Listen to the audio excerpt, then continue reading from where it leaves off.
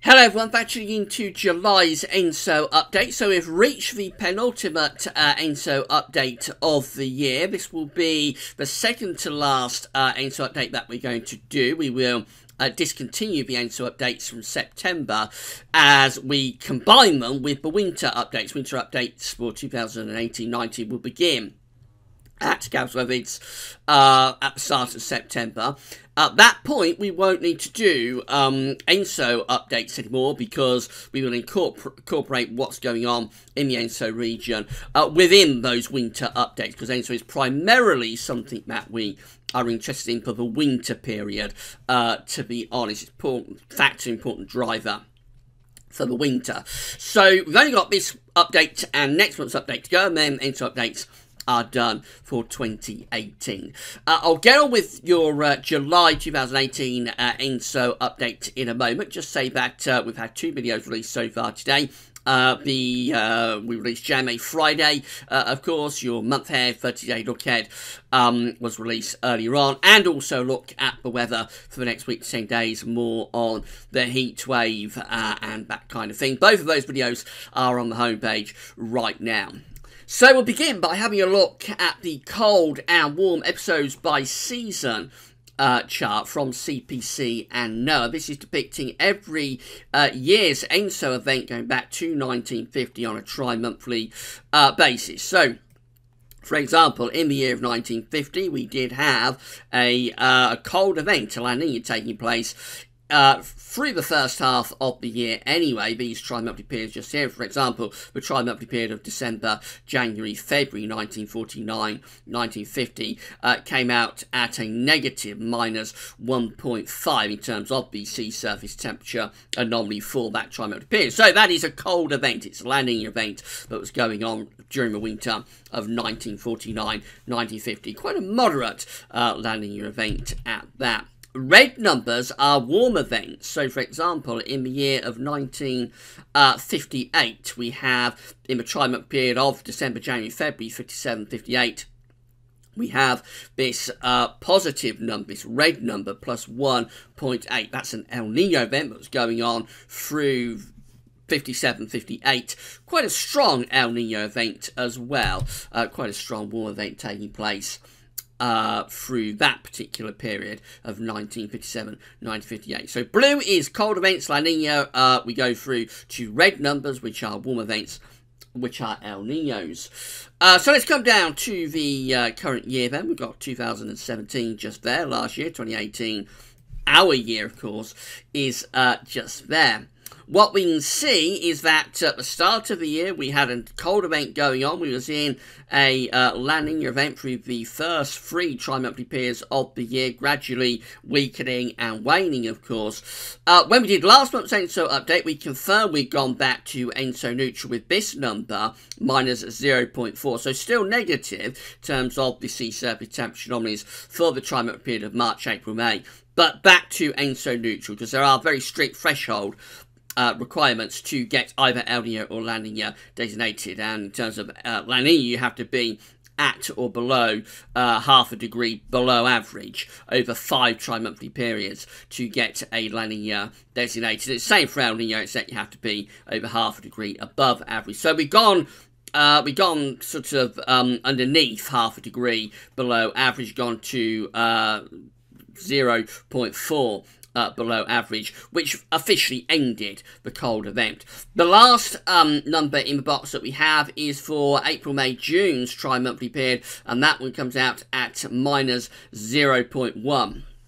So again, we are reverting very rapidly to ENSO neutral here through the middle part of this year, and we're waiting to see where we're going to go next as we fill up the numbers in the boxes for the rest of 2018's tri-monthly periods.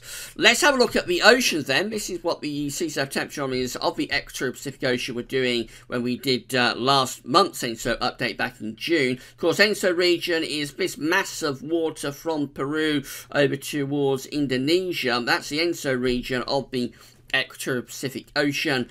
And that's how things were looking last month when we did June's ENSO update. So the blue colours are the cold and average sea surface temperature anomalies. You'll see they were being pushed out of the equator-Pacific Ocean, and actually along the equator of the Pacific Ocean we were warming things up, with those warmer than average sea surface temperature anomalies appearing particularly over towards the eastern portion of the equatorial Pacific. This is the latest. This is the latest from NOAA as of the 26th of July 2018. All ENSO regions are either back to ENSO neutral or even in above average condition, not necessarily saying El Nino condition, but certainly back to ENSO neutral or warmer than average in terms of the sea surface temperature anomalies across the equatorial Pacific Ocean. And that's how things are looking right now. So generally quite warm, but not at El Nino type levels yet, but certainly a rapid warm-up has taken place through the spring into the early part of the summer, which of course is what you'd expect. Notice we do still have cold and average sea surface temperature anomalies here off the coast of Chile and going up towards Peru. That is not something that you tend to associate with El Nino events, with warm events. When you have it cold and average there, that's more thing that you tend to associate and expect when you have a La Nina, a cold event. So still just a little bit dubious about this El Nino that it looks like we may go into through the second half of the year. I talked about this in the update last month, I think. So last year at this point we was projecting an El Nino event through most of the models, and what's happening in terms of the sea surface temperature anomalies of the equatorial Pacific Ocean as well. It did look as though an El Nino event was going to set up through the second half of 2017. It never happened. In fact, we went back to La Nina at the end of last year. Now, I'm not saying that's going to happen again this year, but I think, once again, we do have to be a little bit careful about this El Nino that may be developing through the rest of this summer and into the autumn, purely due to the fact that we do have those colder than average sea surface temperature anomalies down there off the coast of South America, which is something that you tend not to associate with El Nino.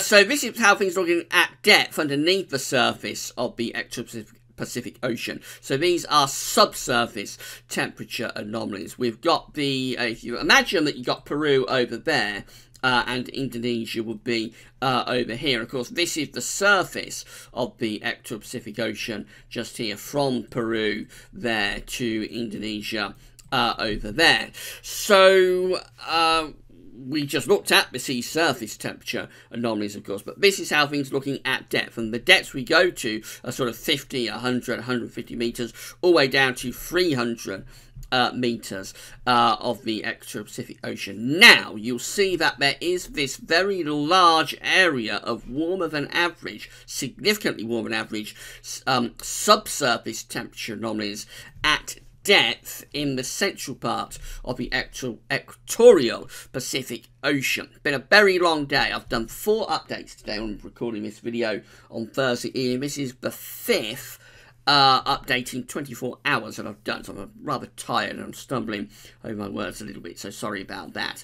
So at its strongest, this area of subsurface, warmer than average subsurface temperature anomalies, is between sort of 4 and 6 degrees above average. That's a very, very warm area of water that we have there, warmer than average subsurface temperature anomalies. And if that was to break up to the surface of the equatorial Pacific Ocean, it looks like it's on its way up there, to be honest. It's getting very close now to breaking through to the surface. If that happens, then that will almost certainly take us into presumably either a weak or moderate El Nino type event. So at depth, it does look as though we could well be on course for some sort of El Nino event through the second half of this year. This is the SOI index. This is Southern Oscillation from the Bureau of Meteorology in Australia. What you need to know with this is that when the SOI, the Southern Oscillation Index, is negative, it's telling you that the atmospheric setup between Darwin and Tahiti in the Southern Ocean is reflective of an El Nino type setup in terms of the atmosphere. When the SOI goes positive, then the atmosphere in the Southern Ocean between Darwin and Tahiti is going to be reflective of a La Nina cold event type setup.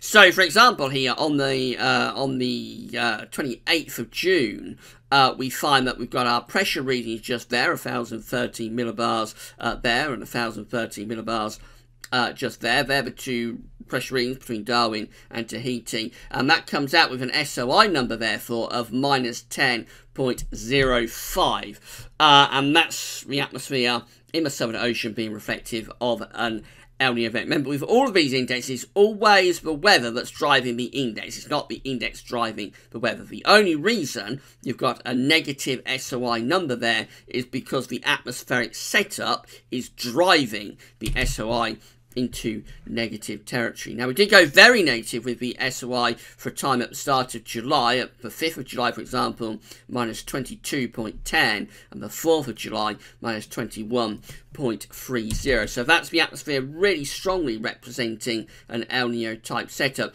In the past week or two, though, we have actually gone more positive with the SOI. So if we come up to our latest number, so for example here, on the 19th of July, we have an SOI of 11.39, quite positive, reflective of a La Nina type setup. 20th of July, we come out at 15.82. Then the 23rd of July, though, we go down to minus 3.51, and the 22nd is minus 4.99.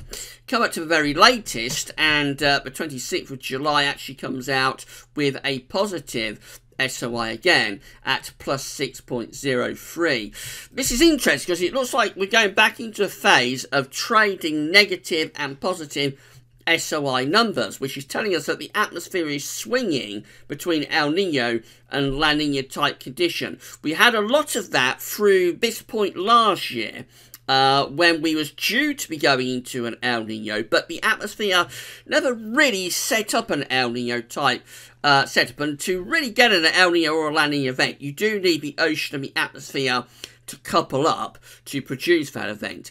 What we had last year is that at this point last year, the Pacific Ocean did want to produce an El Nino. There's quite a lot of warmer than average subsurface temperature anomalies.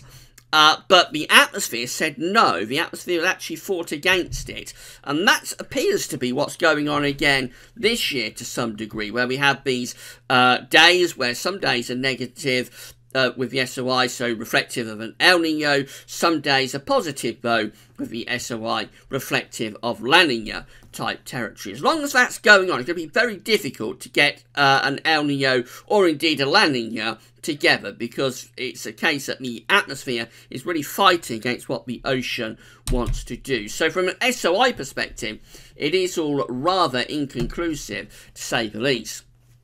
Let's have a look at some models. This CFS V2 region 3.4 forecast. Just taught you through the regions. So region 3.4 is this central part of the Equatorial Pacific Ocean, essentially. And region 1 and 2 is the eastern portion of the Equatorial Pacific Ocean. I may be a little bit out with my areas, but roughly 3.4 is central part of the Equatorial Pacific Ocean. 1 and 2 is kind of like over towards the Peruvian side. So this is how things are looking in terms of the CFS V2 forecast for the central 3.4 Equatorial Pacific Ocean. It's still going for this El Nino event. So this is where we are right now, on the border between being an ENSO neutral. Actually, that's a bit off. So this is where we are right now in July.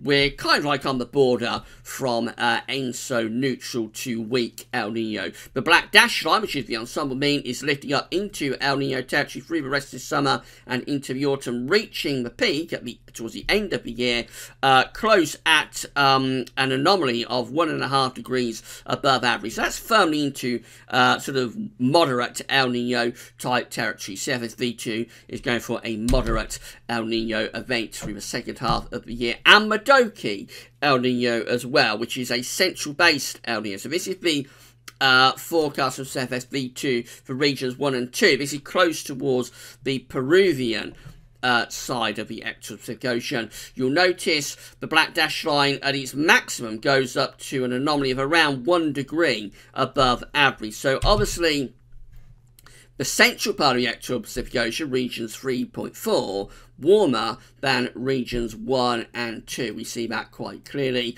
We call that a Modoki El Nino, and it's a central-based El Nino event that is being forecast by CFSV2. That will be something that we'll be discussing in the winter updates, because there are differences between central-based Modoki El Ninos and eastern-based El Ninos. That will be something we'll touch on much more in the winter updates, as long as this signal for El Nino continues and doesn't collapse. E70F looks like this. So again, we've got the temperature anomalies on the side, the dates are on the bottom of the chart. So you see the ensemble plume starting off around there, again on the threshold between ENSO neutral or weak El Nino. It wants to lift us into a weak El Nino by the end of the summer. I mean, as we go through into the sort of second half of the year, or through to the autumn, into the end of the year, we find that the broad thrust of the ensemble plume is to be in either weak or moderate El Nino territory. That's +2 Celsius above average. That's where our warmest ensemble members from the E70F ensemble plume are going. That's into a sort of strong El Nino type category. These ensemble members down here, these are cold outlier members, and they're kind of like keeping things at ENSO neutral. But most ensemble members of the ensemble plume are within sort of weak to moderate El Nino type territory. So that's where the E7WF is, weak to moderate with El Nino. And again, warmer in regions 3 and 4, so that is 3.4 just there, warmer there compared to 1 and 2. This is what we see for 1 and 2 just there. Although notice there are some very warm outlier members for regions 1 and 2, but also some very cold outlier members down there. It's shallower water towards the Peruvian coast, of course, so it is more prone to dramatic temperature swings. But again, we do see, similar to the CFSV2, that broadly the ECM wants to have things warmer in regions 3.4 compared to regions 1 and 2. Then finally, the JAMSTEC model looks like this. So again, going for a weak El Nino with this one. So once more, we've got the temperature anomalies on the side, dates on the bottom, starting off somewhere between ENSO neutral and weak El Nino territory. The red line here is the ensemble mean. That's going up to, at its maximum, up to 1 degree above average. So JAMSTEC isn't as set on an El Nino as the ECM and particularly the CFS. They want to go more towards that sort of territory with the ECM and CFSV2. JAMSTEC is cooler than that, and only just really getting into a weak El Nino type event. It could almost stay at ENSO neutral. It is a bit of a backtrack on what JAMSTEC was showing last month. This is what the forecast was last month in June. And you see this red line is a little bit higher there. It is more towards the moderate side of El Nino, or it was last month. Now the red line, which is the ensemble mean, is definitely cooler, and it is closer to ENSO neutral. So is JAMSTEC beginning to back away from that El Nino signal again this year? We had this last year, of course, where for a time it did look as though we was going to go into an El Nino event. Then all of the models kind of backed away as we had a lot of this fighting going on between the ocean and the atmosphere. They never coupled up, fought against one another. Eventually, we went swinging off into a cold event at the end of 2017, which was quite unusual. I'm going to see something like that again. I don't think we'll go to La Nina again this year. I'd be very surprised if we did that, but wouldn't be all that surprised if we never really got to El Nino, to be honest. Just some of the things that I'm seeing don't really suggest an El Nino to me, but we should wait and see. We'll see what happens when we do next month's final ENSO update for August. maybe we will be seeing better signs for an El Nino then. But similar to what happened last year, it does look as though to some degree this El Nino is in a little bit of trouble. The modelling, or at least Jamset model, isn't convincing. The other two, ECM and CFS, are a bit more set on it. But we do have those warmer than average subsurface temperature anomalies as well. But the SOI isn't really that convinced, I don't think, at the moment. And those colder waters off the coast of Chile, they are a bit of a concern as well. So let's wait and see where things are next month. Maybe we will be swinging more definitively into El Nino for next month's final update of ENSO for 2018. Alright, that's all for now. Thanks for watching.